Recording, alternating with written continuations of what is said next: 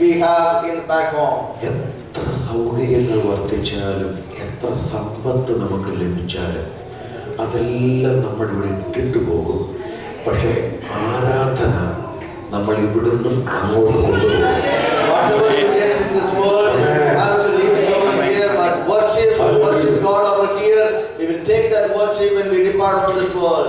അത് കൈമോശം വരാതെ നിലനിർത്തിക്കൊണ്ടുപോകാൻ പിന്നെയും നിങ്ങൾക്കെല്ലാം കർത്താവ് സഹായിക്കും. May God help you to keep it up until His coming. നമുക്ക് ദൈവവചനത്തിലേക്ക് ശ്രദ്ധ തിരിക്കാം. Let's turn our attention to the Word of God. അപ്പോസ്തല പ്രവൃത്തികളുടെ പുസ്തകം 12-ാം അധ്യായത്തിന്റെ 5-ാമത്തെ വാക്യം നമുക്ക് വായിക്കാം. Acts chapter 12 verse 5. ഇങ്ങനെ പത്രോസിനെ തടവിൽ സൂക്ഷിച്ചു വരുമ്പോൾ സഭ ശ്രദ്ധയോടെ അവനു വേണ്ടി ദൈവത്തോട് പ്രാർത്ഥന കഴിച്ചു പോകുന്നു. മതി, ഞാൻ ദേവദാസൻ പറഞ്ഞ അത്രയും സമയമൊന്നും എടുക്കത്തില്ല. I will not take that much time as pastor gave me. എന്നാൽ എനിക്ക് ധൃതി വെക്കാതെ വചനം പങ്കുവെക്കാനുള്ള സമയമുണ്ട്. But I do have enough time to share from the word of God without any rush in this afternoon. ഞാൻ ഇതുവരെ 21 ദിവസം ഉപവസിച്ചിട്ടില്ല. I have never fasted until this day for 21 days or 40 days. എല്ലാ വർഷവും അങ്ങനെ ദീർഘ ദിവസങ്ങൾ ഉപവസിച്ച് പ്രാർത്ഥിക്കുന്ന ഒരു ദൈവദാസൻ എന്നുള്ള നിലയിലാണ് പാസ്റ്റർ ബിജുവിനെ എനിക്ക് നാട്ടിൽ വെച്ചറിയാം. I know Pastor Biju as a person who sits before God 21 days or 40 days every single year. അതുകൊണ്ട് തന്നെ പ്രാർത്ഥനയുടെ ഒരാത്മാവ് ഈ സഭയ്ക്കുണ്ട്. So because of that very reason this church has got a spirit of prayer. അതുകൊണ്ട് ഈ യോഗത്തിൽ പ്രാർത്ഥനയെക്കുറിച്ച് ചില കാര്യങ്ങൾ ചിന്തിക്കാനാണ് എനിക്ക് പരിശുദ്ധാത്മാവ് നിയോഗം തന്നത്. So therefore the Holy Spirit is guiding me to speak from the word of God on the subject of prayer. പ്രാർത്ഥനയോടെ നമുക്ക് ദൈവസന്നിധിയിലായി. So let us be in the presence of God with prayer.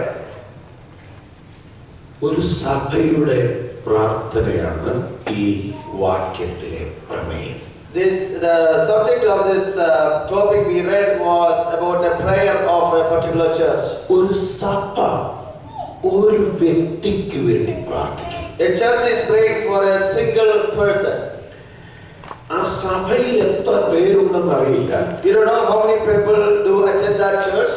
വലിയൊരു കൂട്ടം ആത്മാക്കൾ, A group of people.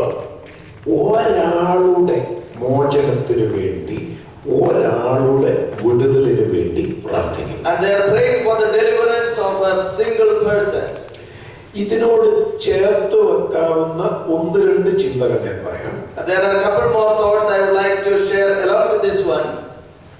മിരിയാമിന് വേണ്ടി പ്രാർത്ഥിക്കാൻ കടപ്പെട്ടവരാണ് മോശയും അഹരോനും.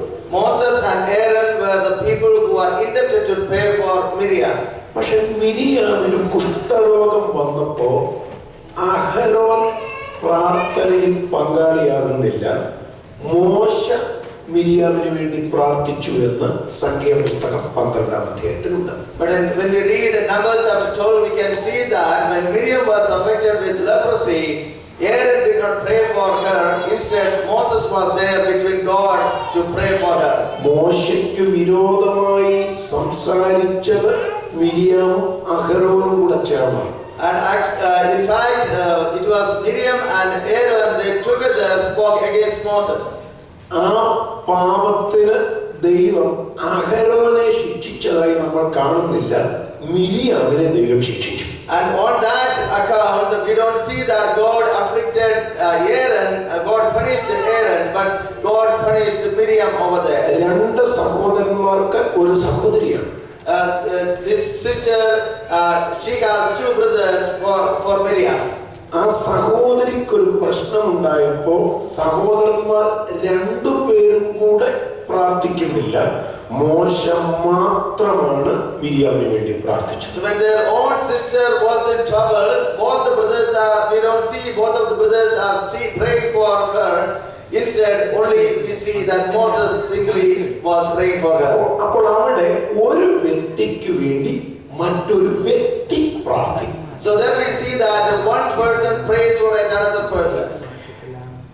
നിയമം നമ്മൾ ശ്രദ്ധിക്കുമ്പോൾ ഹിസ്കിയാവിന് മരിക്കത്തക്ക രോഗം പിടിച്ചു. When we study the Old Testament, we can see that as Hezekiah, he was almost unto death. ഹിസ്കിയാവിന് വേണ്ടി അവിടെ പ്രാർത്ഥിക്കാൻ ആരെയും നമ്മൾ കാണുന്നില്ല. And then we don't see a single person to pray for Hezekiah. ഹിസ്കിയാവ് താൻ തന്നെ ദൈവത്തോട് പ്രാർത്ഥിക്കുന്നതായിട്ടാണ് വചനത്തിൽ നമ്മൾ കാണുന്നത്. The word of God shows that Hezekiah was praying for himself all alone. അപ്പോ ഒരു വ്യക്തിക്ക് വേണ്ടി ഒരു സഭ പ്രാർത്ഥിക്കുന്നു. So for a person, the whole church is praying for. ഒരു വ്യക്തിക്ക് വേണ്ടി മറ്റൊരു വ്യക്തി പ്രാർത്ഥിക്കുന്നു. On another occasion, for a person, another person is praying for. എന്നാൽ തന്നെത്താൻ പ്രാർത്ഥിക്കുന്നു. And the third one is a person for himself, he is praying for himself. പ്രാർത്ഥനയുടെ പിന്തുണ നൽകാൻ ഹിസ്കിയാവിന്റെ പിൻപിൽ ആരും ഉണ്ടായിരുന്നില്ല. You don't see any person to support him, to pray for him. പ്രാർത്ഥനയുടെ പിന്തുണ നൽകാൻ മിരിയാമിന്റെ പിൻപിൽ ഒന്നിലധികം ആളുകൾ ഉണ്ടെങ്കിലും ഒരാൾ മാത്രമാണ് പിന്തുണ നൽകിയത്. Though there were many people to support for Miriam in prayer, we do see only one person praying for him, praying for her. ഞാൻ ഇവിടെ നിന്നുള്ള ഒരു ദൂത് പറഞ്ഞു. Let me tell a message upon this subject.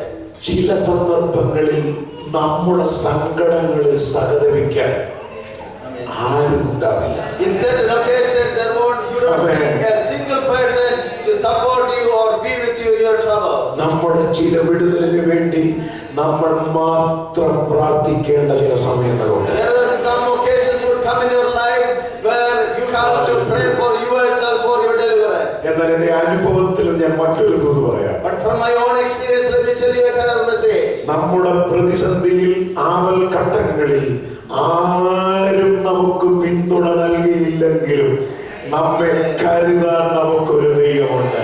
My own experience, let me tell you, when you are in trouble, if there is nobody to support you in prayer, there is a God who is still there beside you to care for you.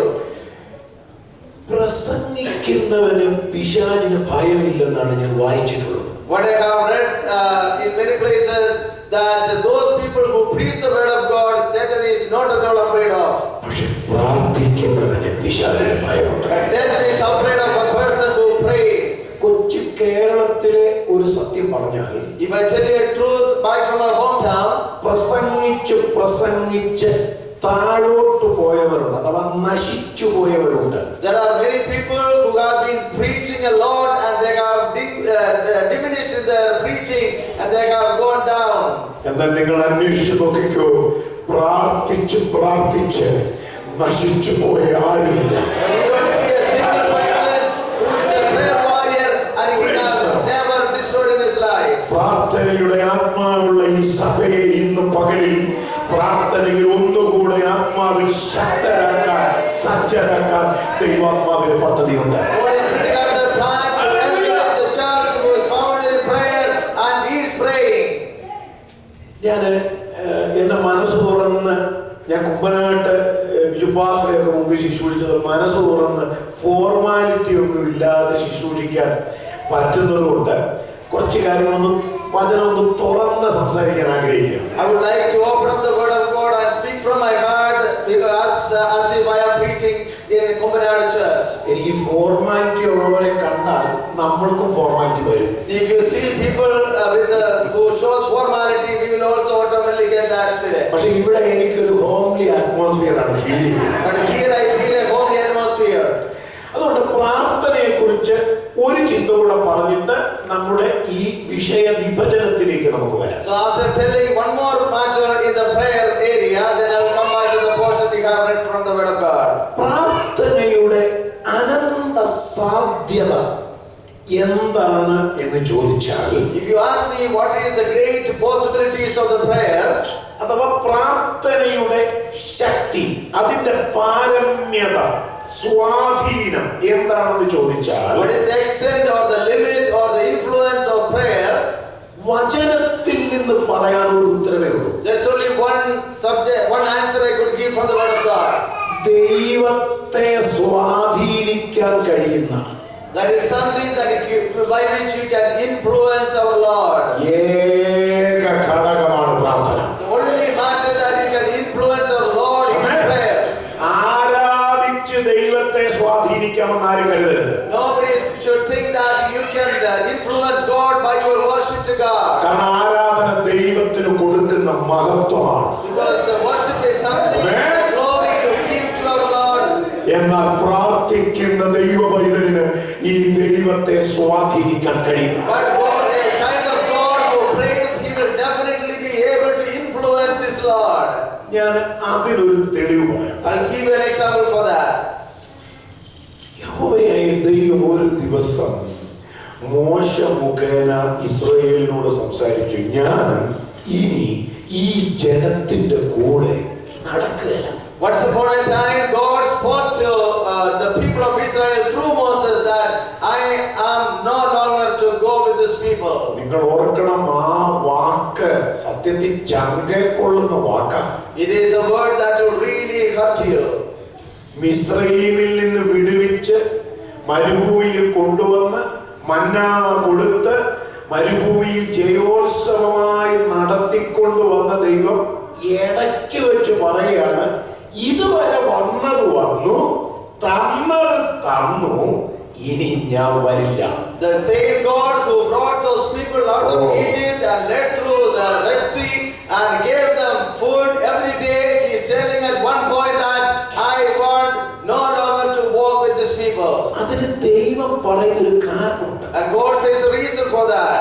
ഈ ജനം ദുശാഠ്യമുള്ള ജനമാണ്. These people, they are people of stubborn heart. ദൈവമക്കൾ ശ്രദ്ധിക്കണം, ദൈവ സാന്നിധ്യം നഷ്ടപ്പെടാൻ വേറെ ഒരു പാപവും ചെയ്യണ്ട. Children of God, remember one thing, in order to for the glory of God to depart from you, you don't need to do any other sin. ആവശ്യമില്ലാത്ത കാര്യത്തിന് ശാഠ്യം പിടിച്ചാൽ മതി, ദൈവ സാന്നിധ്യം നഷ്ടപ്പെടും. Just have the stubbornness in your heart for no reason, and all the glory of God from you will be departed. എന്താ ഈ ദുശാഠ്യം എന്ന് പറഞ്ഞാൽ? What does it mean by having a stubborn heart? ഞാൻ 20-ാമത്തെ വയസ്സ് മുതൽ സഭാ ശുശ്രൂഷ ചെയ്തു വരുന്ന ഒരു ജീവിയാണ്. I am a person who have been ministering the church since the age of 20.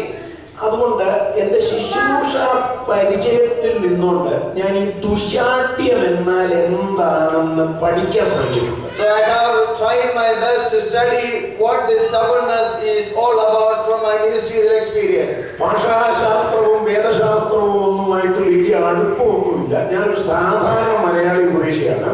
എന്റെ പരിചയത്തിൽ അനുഭവത്തിൽ നിന്നുകൊണ്ട് ദുശാഠ്യം എന്നാൽ എന്താണെന്ന് ഞാനൊന്ന് പറയാം. I'm not a theologian nor a linguist, but from my experience in the ministry, I will tell you what does this mean by saying stubbornness.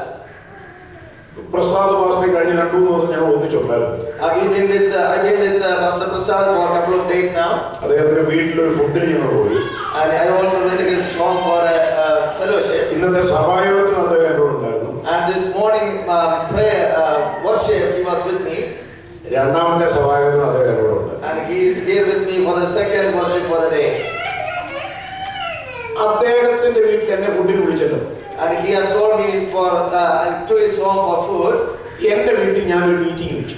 And suppose if I put a meeting in my home, അദ്ദേഹത്തെ വിളിച്ചു. and I called him for that meeting. അദ്ദേഹം വന്നു. He came. Meeting കഴിഞ്ഞു. And after the meeting, ഭക്ഷണം കഴിച്ചിട്ട് പോയി. he ate the food and went away. അദ്ദേഹത്തിന്റെ വീട്ടിൽ വേറെ മീറ്റിംഗ് വെച്ചു. And he put another meeting in his home. ഞാൻ അദ്ദേഹത്തിന്റെ വീട്ടിൽ പ്രയറിന് പോയി. I went to his home for the prayer meeting. പക്ഷെ ഭക്ഷണം കഴിക്കാൻ നിന്നില്ല. But I did not stand there for eating the food. ഞാൻ പോന്നു. I went away. അത് അദ്ദേഹത്തെ വിഷമിപ്പിച്ചു. So that really made him worry. അത് അദ്ദേഹം മനസ്സിൽ വെച്ചു. And he kept that in his mind. പിന്നീട് ആഴ്ചകൾ കഴിഞ്ഞപ്പോൾ എന്റെ വീട്ടിൽ പ്രാർത്ഥന. And after several weeks, there was an occasion that my house has got a prayer meeting in my house. മറ്റേ കാര്യം അദ്ദേഹത്തിന്റെ മനസ്സിൽ കിടപ്പുണ്ട്. And he still keeps and remember that thing. അദ്ദേഹം എന്റെ വീട്ടിൽ പ്രയറിന് വന്നു. He came to my house for prayer. പക്ഷെ പപ്സ് തിന്നാൻ നിന്നില്ല. But he did not eat anything from my home. കഴിക്കാതെ പോയി. He went away without eating anything. എന്തുകൊണ്ടാ കഴിക്കാതെ പോയത്? What was the reason? വേണ്ടാഞ്ഞിട്ടല്ല. It's not that he did not want to eat. അദ്ദേഹത്തിന്റെ വീട്ടിൽ പ്രേയറിന് ചെന്നപ്പോ When I went to his house for prayer, ഞാൻ കഴിക്കാതെ പോയതുകൊണ്ട് it's like I have not eat from his home. അദ്ദേഹം പ്രേയറിന് വന്നു, പക്ഷേ കഴിക്കാതെ പോയി. He came to my home for prayer, but he did not eat. ഇതാണ് ദുശ്ശാഠ്യം. That is what called stubbornness is. ചിലർ വിചാരിക്കുന്നത് ഇത് തമാശാണെന്ന്. Some people think that it is all a comedy. ഞാൻ ഭയപ്പെട്ടു പോയി. ദൈവ സാന്നിധ്യം നഷ്ടപ്പെടാൻ ഈ ഒരു സ്വഭാവം മതി നമുക്ക്. This particular character is more than enough for us to depart the glory of God from us. When I read about it, I was really frightened before Lord. ഞാൻ പറഞ്ഞു, നമ്മുടെ വീട്ടിൽ പ്രാർത്ഥനയ്ക്ക് വരാത്തവരുടെ വീട്ടിൽ നമ്മൾ നേരത്തെ ചെല്ലണം. And what I am telling is that those people who do not come to our home for a prayer meeting, when there is an occasion, a prayer meeting happens in their house, we should go early. നമ്മുടെ വീട്ടിൽ പ്രാർത്ഥനയ്ക്ക് വന്നിട്ട് കഴിക്കാതെ പോയവരുടെ വീട്ടിൽ ചെന്ന് ബിരിയാണി രണ്ടാമത് കൊടുത്തു കഴിഞ്ഞു. And if somebody comes to our home and doesn't eat food, and when we have an occasion to go to their house, we should eat more than once. അപ്പൊ വേറെ ഒരു പ്രസംഗം കേട്ടില്ലേലും ഇങ്ങനെ നമ്മൾ ചെയ്ത് കഴിയുമ്പോൾ ആ വീട്ടുകാരുമാണ് സങ്കടപ്പെടും. So even if they haven't heard any other message, when we do this one, when we do this reason, they will be repenting before God. ദുശ്ശാഠ്യം ദൈവം വെറുക്കുന്ന പാപമാണ്. And God despises the stubbornness. എന്നോട് മിണ്ടാതിരിക്കുന്നത് ഞാൻ കണ്ടാൽ ഞാനും മിണ്ടാതിരിക്കുന്നതല്ല ക്രിസ്തീയത. അവരെ കാണുമ്പോൾ മിണ്ടാൻ ഞാൻ ശ്രമിക്കണം. Christianity is not something that when you see me, when I see somebody and I don't want to talk to them, but Christianity is something that when you see them, go and talk to them. That is what Christianity is all about. ദുശ്ശാഠ്യം ദൈവത്തിന് ഇഷ്ടമില്ലാത്തൊരു സ്വഭാവമാണ്. So God doesn't at all like stubbornness. ദൈവം പറഞ്ഞു, ഞാനിനി വരില്ല. And God said, I am no longer going to be with you. ഞാനിനി നിങ്ങളുടെ നടുവിൽ നടക്കുകയില്ലെന്ന് എഴുതിയിരിക്കുന്നു. And he says that I will no longer walk in your midst. ഈ വാക്ക് കേട്ടേറെ വേദനിച്ചത് ആ സഭയുടെ ശുശ്രൂഷകനാണ്. The person who was worried after hearing this message was the minister of that church. നമുക്കറിയാം, Israel സഭയുടെ ശുശ്രൂഷകൻ സാധാരണക്കാരനല്ല. We know that the person, the pastor, the minister of the church of Israel was not an ordinary person. മിസ്രയീമിലെ സകല ജ്ഞാനവും അഭ്യസിച്ചയാളാണ്. He was someone who was educated in all the activities of Egypt. സകല അഭ്യാസവും തികഞ്ഞയാളാണ്. He was filled with all wisdom and all knowledge of Egypt. അതിനൊക്കെ തെളിവ് ബൈബിളിലില്ലേ? And there is evidences in the word of God. രണ്ടു പേര് തമ്മിൽ വഴക്ക് പിടിക്കുന്നത് കണ്ടപ്പോ When he saw that two people were quarreling each other, ഒറ്റ അടിക്ക് വഴക്കുണ്ടാക്കിയ ആളെ കൊന്നു. with one slap he killed the person who started the quarrel. മർമ്മം അറിയാവുന്നയാള്, അടിക്കാൻ അറിയാവുന്നയാള് ഒരടി അടിച്ചാൽ മതി, മറ്റേ ആള് തീരും. A person who knows how to and where to slap, he doesn't need too much to slap that person down. ഞാൻ ചിന്തിച്ചിട്ടുണ്ട്, കേരളത്തിലെ ചില പഴയ സഭകളുടെ ഒക്കെ ചുമതല ഈ മോശയെ പോലെ ഉള്ളവരെ ഏൽപ്പിച്ചാൽ. I was quite often thinking that the old churches of Kerala, if a person the pastor should be trained like Moses. ഓരോ കമ്മിറ്റി കഴിയുമ്പോഴും ഒരു ശവസംസ്കാര ശുശ്രൂഷ നടക്കും. Then after every committee we will have to bury someone. എന്ന് പറഞ്ഞാൽ മോശ പ്രശ്നം തീർക്കുന്നത് പറഞ്ഞു തീർക്കുകയല്ല, പ്രവർത്തിച്ചല്ല തീർക്കുക. Moses doesn't resolve an issue by talk, but with action he resolves the issue. മിസ്രയീമിലെ സകല ജ്ഞാനവും അഭ്യസിച്ചയാളാണ്. Because he was full of wisdom of Egypt. ഞാൻ ഒരു പുസ്തകത്തിൽ വായിച്ചത് ഫറവോന്റെ പുത്രിയുടെ മകൻ എന്ന നിലയിലാണല്ലോ വളർന്നത്. And what I have read from a book is that he was grown up as Pharaoh's daughter. കൊട്ടാരത്തിലെ ദത്തുപുത്രനായി വളർന്ന മോശ ഈജിപ്തിലെ സർവകലാശാലയിൽ നിന്ന് ബിരുദാനന്തര ബിരുദം നേടിയിരുന്നു എന്നാണ്. What I have read from that book is that he was an adopted son of Pharaoh's daughter, and he has taken master's degree from Egypt's university. അതാണ് സകല ജ്ഞാനവും അഭ്യസിച്ചവൻ എന്ന് പറഞ്ഞാൽ അതിന്റെ അർത്ഥം. And the meaning of having the wisdom of all knowledge of Egypt means that is what it is. ഞാൻ ഇനി നിങ്ങളുടെ കൂടെ നടക്കയില്ലെന്ന് പറഞ്ഞപ്പോ, But when God said, I am no longer going to walk in your midst, ഒരുപാട് കഴിവുകളുള്ള മോശ a person കഴിവുകളുള്ള മോശ person who has got so much of abilities like Moses. തന്റെ കഴിവിൽ ആശ്രയിക്കുന്നില്ല. He did not depend on his ability. താൻ നോക്കിയത് തന്നെ വിളിച്ച ദൈവത്തിന്റെ മുഖത്തേക്ക്. He simply looked at the face of the Lord whom he called. തമ്പുരാന്റെ മുമ്പിൽ മുട്ടുമടക്കി. And he bent his knees before him. മോശ പ്രാർത്ഥിച്ച പ്രാർത്ഥന നമ്മളിൽ പലർക്കും കാണാതെ അറിയാം. And we know Moses was know by heart the prayer Moses had prayed. തിരുസാന്നിധ്യം അടിയങ്ങളോടുകൂടെ പോരുന്നില്ലെങ്കിൽ അടിയങ്ങളെ അയക്കരുത്. Lord, if your presence do not go with me, please do not send us away. എന്താ പ്രിയരേ അതിന്റെ അർത്ഥം? Dear children of God, what's the meaning of it? നീ വരുന്നില്ലെങ്കിൽ, if you don't come along with me, ഇവിടെ നിന്ന് അങ്ങോട്ട് നീ ഞങ്ങളുടെ കൂടെ വരുന്നില്ലെങ്കിൽ, if you don't come with us from hereafter, ഞങ്ങളും പോകുന്നില്ല. we will not go. എനിക്ക് പ്രാർത്ഥന ഭയങ്കര ഇഷ്ടമാണ്. I really like that prayer. എന്ന് പറഞ്ഞാൽ ഈ ജനത്തെ നടത്താൻ, that means in order to lead these people, കഴിവില്ലെന്ന് എന്നെ വിളിച്ചപ്പോഴേ ഞാൻ പറഞ്ഞതാണ്.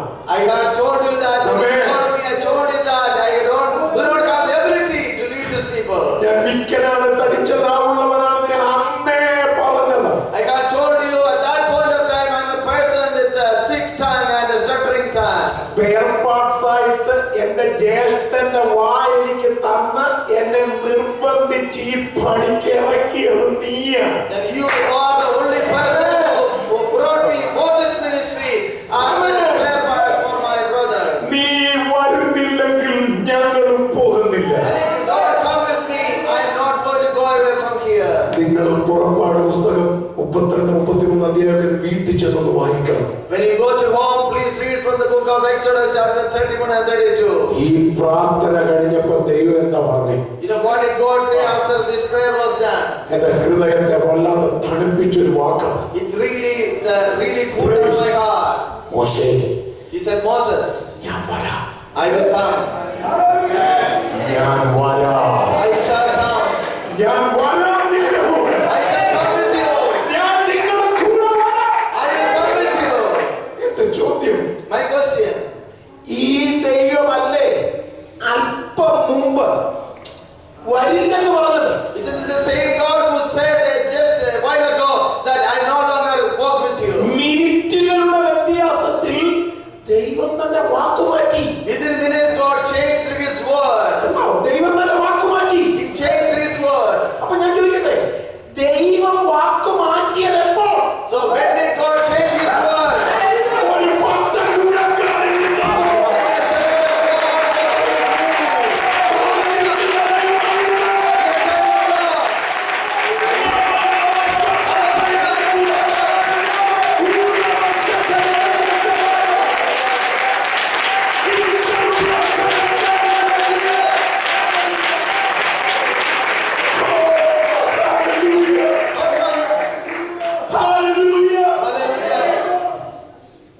ഞാൻ കർത്താവിനെ സ്തുതിക്കുന്നു. I praise God.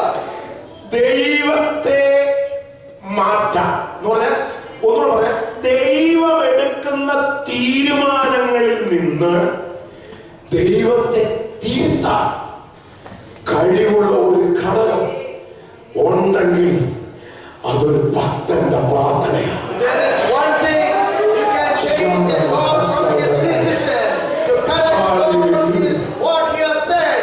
That is the prayer of a child of God. ദൈവം പോലും ശ്രദ്ധിക്കുന്നില്ലേ എന്ന് വേദനയോടെ നീ ചിന്തിക്കുന്ന ചില വിഷയങ്ങളുടെ വിടുതലിന് വേണ്ടി ഇന്ന് പകൽ ഒരുങ്ങിക്കോളാം.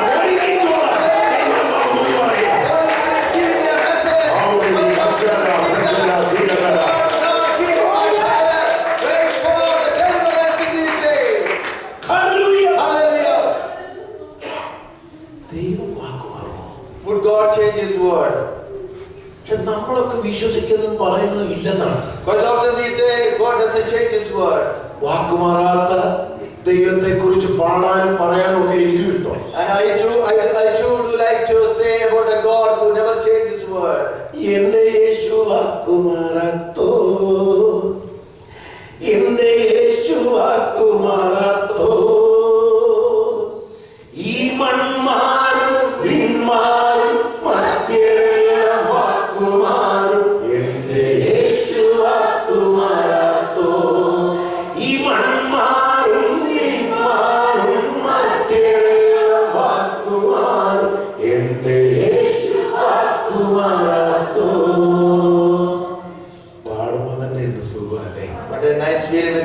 it. പക്ഷേ ദൈവം വാക്കുമാറും. But God will change His word. ഇത് തരംതിരിച്ച് പഠിച്ചാലേ നമ്മുടെ സംശയം തീർത്തുള്ളൂ. Only when we divide it and study, then our doubt will be removed. ദൈവം വാഗ്ദത്തങ്ങളിൽ നിന്ന് മാറില്ല.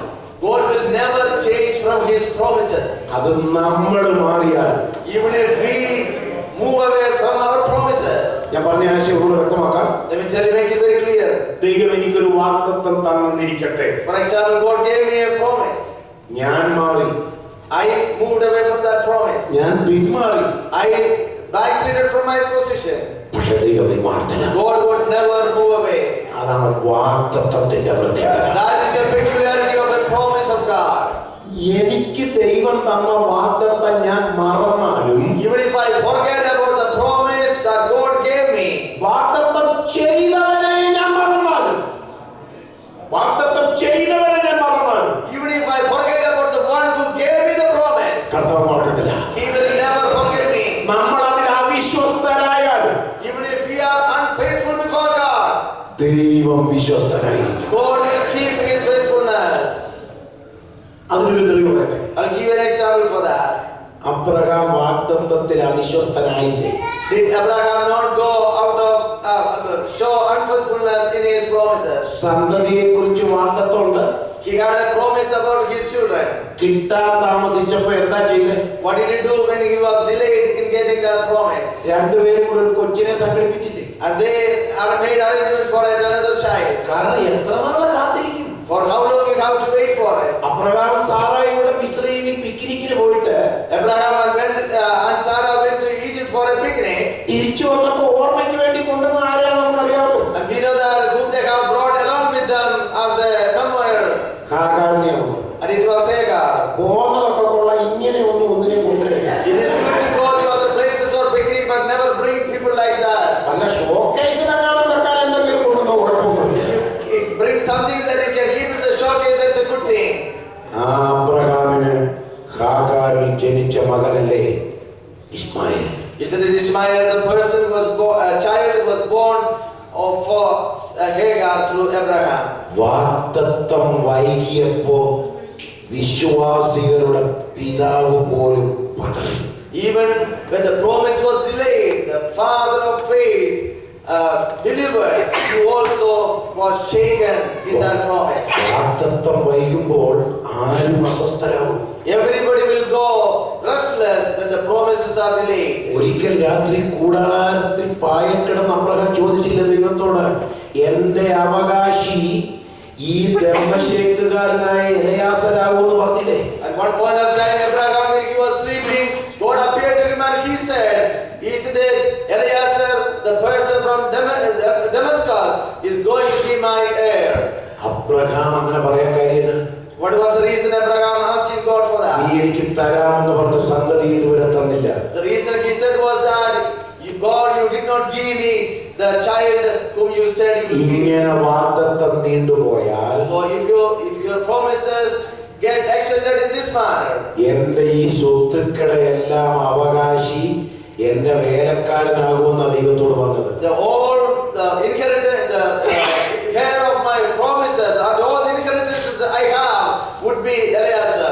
ദൈവത്തിന്റെ ഒരു പ്രത്യേകത ഞാൻ മനസ്സിലാക്കിയത്, When I understand one of the peculiarities about God is, അവൻ തന്ന വാഗ്ദത്തത്തെ തൊട്ട് ആരെങ്കിലും സംസാരിച്ചിട്ടുണ്ടെങ്കിൽ, if anybody has touched the promises he has given and spoken against him, അവൻ ഇടപെടും. he will come and deal with you. വാഗ്ദത്തത്തെ തൊട്ട് സംസാരിച്ചാൽ അവൻ ഇടപെടും. If you touch on your promise, on his promises and pray to him, ദൈവം ഇടപെട്ടില്ല അന്ന് രാത്രി. deal with you. എനിക്ക് ഇഷ്ടപ്പെട്ട ഒരു ഭാഗമാണ്. That's the portion I very much do ഈ like. വിശ്വാസിയെ പിന്നെ കിടക്കാൻ ദൈവം അനുവദിച്ചില്ല. God never let this believer to be sleeping on the bed. അബ്രഹാമിനോട് പറഞ്ഞു, എഴുന്നേക്ക്, And God said to Abraham, get up, കൂടാരത്തിൽ നിന്ന് പുറത്തു വാ, get up out of the tent. മിറ്റത്തോട്ട് ഇറങ്ങ്, I come to the courtyard ആകാശത്തിലേക്ക് നോക്ക്, and look at the skies നക്ഷത്ര എണ്ണം. and count the stars. Amen. ഇതൊന്ന് മനസ്സിൽ കണ്ടു നോക്കി. Hallelujah. ഇത് Sara അറിഞ്ഞിട്ടില്ലേ? Can you imagine this? Sarah did not know about it. Sara രാത്രി നോക്കിയപ്പം അബ്രഹാമിനെ കാണിക്കില്ല. When Sarah looked for Abraham, he wasn't there. Sara വന്ന് നോക്കിയപ്പോ ഇവിടെ നിൽപ്പുണ്ട്. when she came out and looked at where was Abraham was standing. മുറ്റത്ത് നിൽപ്പുണ്ട്. He was in that outer ground, courtyard. മേലോട്ട് നോക്കി നിന്ന് 1, 2 എണ്ണുക. And he is counting the stars, looking upward. നക്ഷത്രം ഇതിനെയാണ് ഈ നക്ഷത്രം എണ്ണി എന്റെ പാസ്റ്റേ, ഞാൻ കാനഡയിൽ വന്ന ആദ്യ സമയങ്ങളിൽ ഞാൻ നക്ഷത്രം എണ്ണും. Quite often he would say that, Pastor, when I came to Canada, initially yes, I was counting the stars. He would do that. വാഗ്ദത്തം സംശയിച്ചാൽ ആരും നക്ഷത്രം എണ്ണി പോകും. If you are upset about the promises, anyone will count the stars. സാറയ്ക്ക് വല്ലതും മനസ്സിലാവും? Did Sarah understand anything? പുള്ളി 1, 2 നിന്നുക. And he is counting 1, 2, 3. ഇന്നാണ് നമ്മുടെ വീട്ടിൽ ഇങ്ങനെ സംഭവിക്കുന്നെങ്കിലും If this happens in our home these days, സഹോദരി അമ്മനെ പാസ്റ്ററെ sister will call pastor immediately. അച്ഛന് തീരെ സുഖം. Pastor, husband is not well. കാരണം രാത്രി മുറ്റത്ത് നിന്നോണ്ട് എഴുതുകല്ലേ. Because he is counting the stars from the ground. വാഗ്ദത്തത്തെ തൊട്ട് കളിക്കരുത്.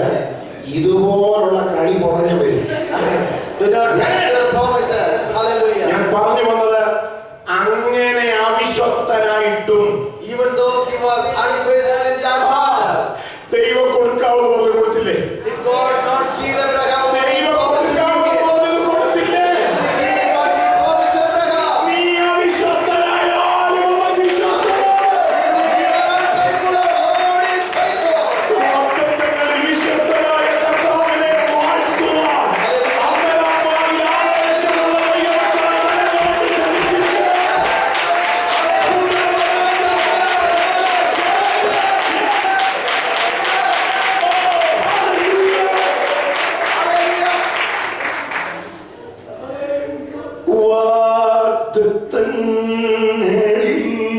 വിശ്വസ്തൻ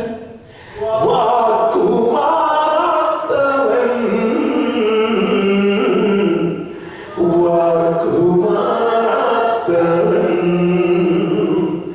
എന്റെ യേശു മാറാത്തവൻ എന്റെ യേശു മാറാത്തവൻ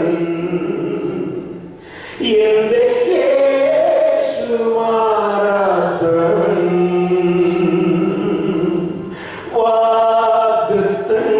വാഗ്ദത്തങ്ങളിൽ വിശ്വസ്തൻ വാക്കുമാറാത്തവൻ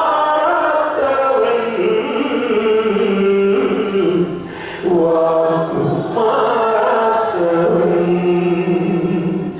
എന്റെ യേശു മാറാത്തവൻ എന്റെ യേശു മാറാത്തവൻ എന്റെ യേശു മാറാത്തവൻ എന്റെ യേശു മാറാത്തവൻ. ദൈവം ഒരിക്കലും വാഗ്ദത്തങ്ങളിൽ നിന്ന് മാറുന്നില്ല. God will never move away from his promises. നമ്മളെങ്ങനെ മാറിപ്പോയാലും ദൈവം വാഗ്ദത്തങ്ങളിൽ നിന്ന് മാറുന്നില്ല. Even if we move away, God will never move. പക്ഷേ ദൈവം വാക്ക് മാറ്റും. But God will change his word. പക്ഷേ അത് ആരുടെ മുമ്പിലാണെന്നാണ് നമ്മൾ ഇന്ന് പകൽ അറിയേണ്ടത്. And we need to know at whose friend that was. ആരാധിക്കുന്നവരുടെ മുമ്പിലൊന്നും അല്ല കേട്ടോ. It's not at the friend before the people who worship God. പ്രസംഗിക്കുന്നവരുടെ മുമ്പിലുമല്ല. It's not before who preach the word of God. മുഴങ്കാലിലിരിക്കുന്നവരുടെ മുമ്പിൽ. But before the one who is on the knee. ഞാനിനി ഇത്രയും വിശദീകരിക്കാതെ വചനം ആഴമായി ചിന്തിക്കാൻ താല്പര്യമുള്ളവർക്ക് വേണ്ടി ഈ പറഞ്ഞു വന്ന ആശയത്തിന് ഒരു തെളിവുകൂടെ തരാം. പക്ഷെ അത് ഞാൻ വിശദീകരിക്കുന്ന ഒരു തെളിവുകൂടെ തരാം. I'll give you one more proof for the passage which I have been talking about, but I will not explain it. ഹിസ്കിയാവിന് മരിക്കത്തക്ക രോഗം പിടിച്ചു. Hizkiah was about to die. He was sick unto death. പ്രവാചകനെ ദൈവം വിട്ടു പറഞ്ഞു, നീ മരിച്ചു പോകും. God sent his prophet and he told him that you are going to die. നിന്റെ ഗൃഹകാര്യം ക്രമത്തിലാക്കണം. And put your house on order. നീ മരിച്ചു പോകും. Because you are going to die. ദൂത് പറഞ്ഞ പ്രവാചകൻ കൊട്ടാരത്തിൽ ഇറങ്ങി. The prophet who gave the message, he went out of the palace. ദൂത് കേട്ട രാജാവ് എന്താ ചെയ്തത് നമുക്കറിയാം. We know what did the king do who heard the message. അവിടെ തനിക്ക് വേണ്ടി ഇടിവിൽ നിൽക്കാൻ ആരുമില്ല.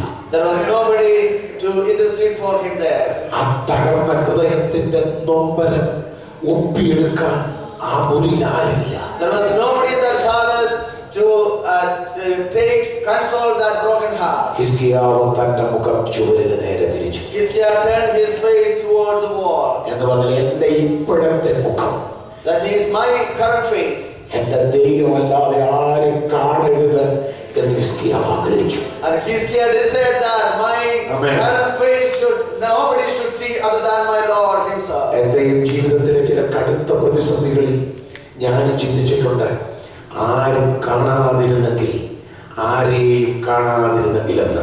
Even when I was in the deep trouble of my life, I also desired that it was so good if nobody would see me and I would never see anyone. അങ്ങനെ നമ്മുടെ രഹസ്യങ്ങൾ പറയാൻ നമുക്ക് ഈ ഭൂമിയിൽ ഒരാളെ ഉള്ളൂ പ്രിയരെ, അത് നമ്മുടെ കർത്താവാണ്. The children of God, in this world we have only one person. Hallelujah. We can share all these personal matters. That is none other than our Lord. നമ്മുടെ കർത്താവിനോട് നമുക്ക് എന്തും തുറന്നു പറയാം. We can openly say anything to our Lord. ഒരിക്കലും കർത്താവ് അത് ലീക്കാക്കത്തില്ല. He will never leak it out. അപ്പോൾ ഹിസ്കിയാവ് പെട്ടെന്ന് തന്നെ കണ്ണുനീരോടെ പ്രാർത്ഥിച്ചെന്നാണ് യെശയ്യാ 38 എഴുതിയിരിക്കുന്നത്. Isaiah 38 says that Hezekiah immediately cried with tears. ദൈവം എന്താ ചെയ്തത്? What did God do? ഈ ദൂത് പറഞ്ഞ പ്രവാചകൻ കൊട്ടാരത്തിന്റെ നടുമുറ്റം വിട്ടിട്ടില്ല. The prophet who gave the message, he did not even leave the courtyard of the palace. പ്രവാചകനോട് ദൈവം പറഞ്ഞു തിരിച്ചു നടക്കുന്നീ. God told the prophet, go back to him. പോകരുത്, തിരിച്ചു പോ. Don't leave, go back to him. എങ്ങോട്ട് പോകണം? Where he has to go. ഞാൻ പറയും ഹിസ്കിയാവിന്റെ അടുത്തേക്ക് നല്ല എനിക്ക് പറയാൻ ഇഷ്ടം. And I would not like to say that to go back to Hezekiah. ആ നിലവിളിക്കുന്നവന്റെ അടുത്തേക്ക് നീ തിരിച്ചു പോ. Go back to the person who is crying out. എഴുന്നേറ്റിരുന്ന് പ്രാർത്ഥിക്കാൻ കഴിവില്ലാത്തത് കൊണ്ട് കിടന്നു പ്രാർത്ഥിക്കുന്നവന്റെ അടുത്തേക്ക് നീ പോ. Go to a person who is lying down and praying because he doesn't have enough strength to sit up and pray to me.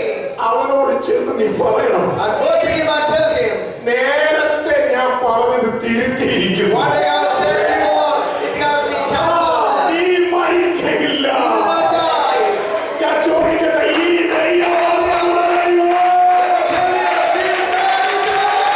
ഈ ദൈവത്തിന്റെ കരം ഇന്ന് പകൽ ഇതിനകത്ത് ചലിക്കട്ടെ.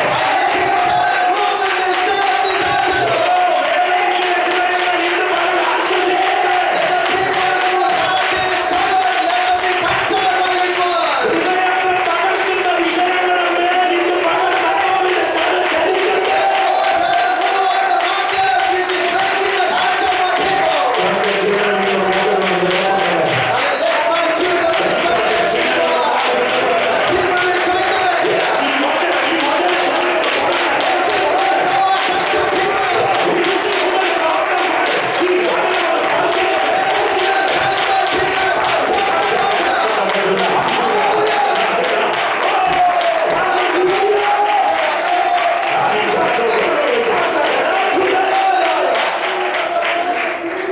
Hallelujah.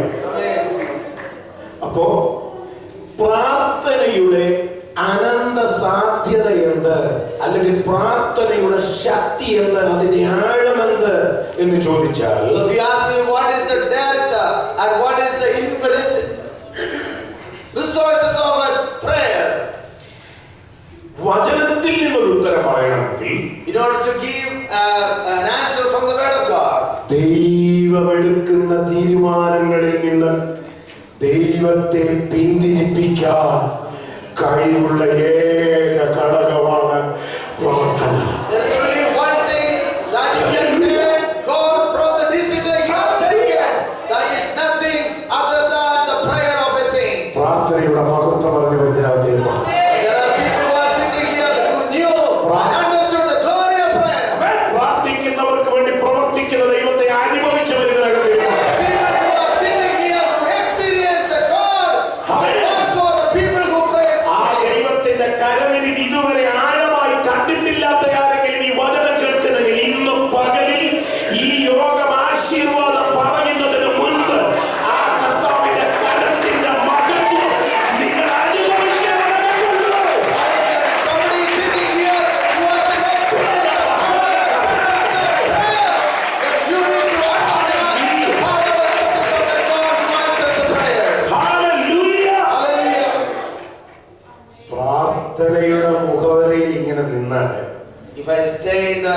preface of prayer like this. അവൻ ഞാൻ ഇങ്ങനെ നിൽക്കും, I'll be here forever. എനിക്ക് ഇതൊന്നും പറയാൻ കൊതി തീരത്തില്ല.